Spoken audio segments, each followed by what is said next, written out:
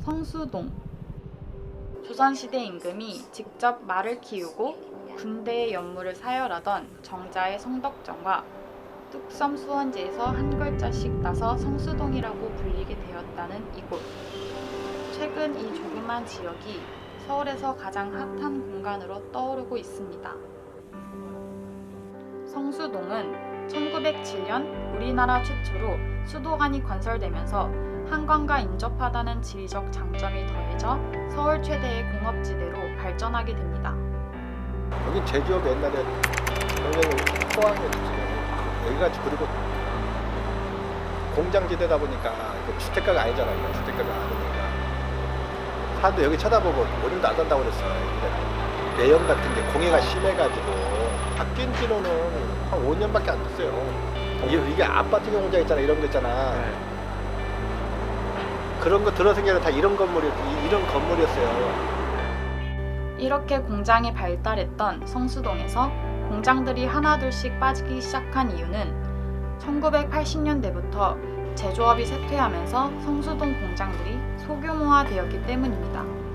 때문에 소규모화에 성공한 공장들은 아파트형 공장으로 변하였고 실패한 공장들은 경기도 지역으로 이전하거나 사라지게 되었습니다. 공장들의 빈자리를 메꾼 것은 예상치 못하게도 수제화 패션 사업이었습니다.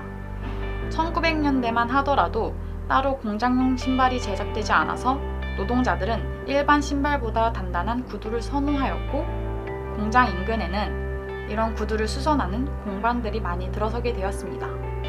지방보다는 성수동에 모든 자재가 많이 준비되어 있고 가죽 같은 것도 수입도 제일 많이 돼 있고 옛날에는 이제 우리나라에서 보편 가죽 수제화 메이커들도 국내 공장에서 물건을 만들어서 그 국내에서 물건을 팔 수 있게끔 이렇게 했는데 지금 현재는 메이커 대기업들이 주로 중국에서 저가를 물건을 만들어다가 단지 이름만 뭐뭐뭐뭐 메이커에서 물건을 팔다 보니까 국내 지금 현재 웬만한 공장에는 큰 오다 같은 거라든지 물량이 많은 오다 주문은 없고 소규모 작은 것들만 지금 현재 있어서 공장들이 지금 다들 많이 좀 어려운 실정이고요. 이 수제화 거리 사업이 좀 이득이 되는 것 같으세요? 아, 이득이요? 이득 없어요. 월세가 자꾸 임대료가 자꾸 올라가요. 성수동이 많이 알려지면 알려질수록 우리 같은 소규모 업자들은 수입이 들어온 건 한계가 있는데 수제화 사업이 성수동의 산업 생태계에 시들해지자 그 자리를 새롭게 차지한 것은 문화예술 사업이었습니다. 준공업 지역인 성수동에 있는 공장, 창고 등 공업 건축물이 넓은 작업 공간을 필요로 하는 예술가들에게 매력적인 장소로 인지되면서 카페, 레스토랑 등이 결합된 복합 문화 공간으로 변모하여 사람들을 사로잡기 시작하였습니다. 뭔가 성수동 카페라고 하면은 약간 옛날에 뭔가 빈티지한 이런 부부 공장이나 중간중간 인쇄소가 많거든요. 옛날 애국장 뭐 이런 것도 많고 그래서 그런 공간들 속에서 어우러지는 카페 같은 걸 기대하고 오시는 것 같아요. 그래서 이런 곳에 이런 공간이 이런 걸 자기들이 그런 걸 찾아냈다라는 것에 대한 이런 걸 느끼고 오시는 것 같아요. 공업지역에서 문화지역으로의 변화. 재미있는 것은 성수동의 이러한 변화는 10년 사이에 갑작스럽게 이루어졌습니다. 성수 근처에 오랫동안 살고 있었는데 예전에는 진짜 뭐 아저씨들만 있고 공장들 있고 뭐 약간 그런 느낌의 동네였거든요. 그런데 점점 큰 카페들이 들어오기 시작하더니 점점 핫플레이스가 되고 있더라고요. 이제 대형 카페 말고도 작은 카페들도 들어오고 점점 이제 저처럼 이제 젊은 사람들이 많이 유입이 돼가지고 주말 되면 거기가 바글바글합니다. 이런 갑작스러운 변화 때문에 성수동에는 여전히 인쇄, 출판, 전자제품 제조업체들의 기계 소리와 수제화 가죽 원단을 싣고 바삐 오가는 작업복 노동자들과 문화 공간을 즐기러 온 젊은이들의 모습이 뒤섞인 것을 확인할 수 있습니다.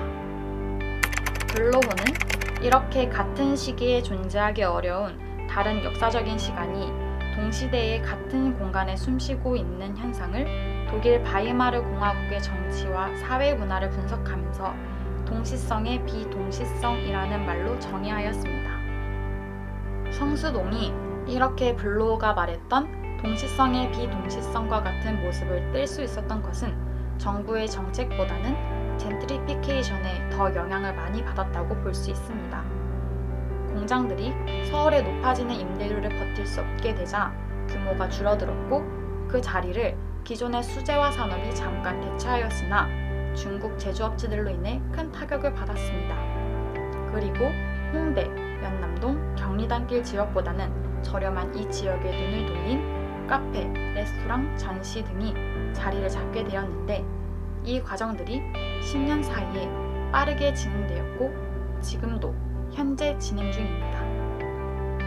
붉은 벽돌, 카페, 공장들 이와 같은 특징들 때문에 흔히 사람들은 성수동을 서울의 브루클린이라고 말합니다.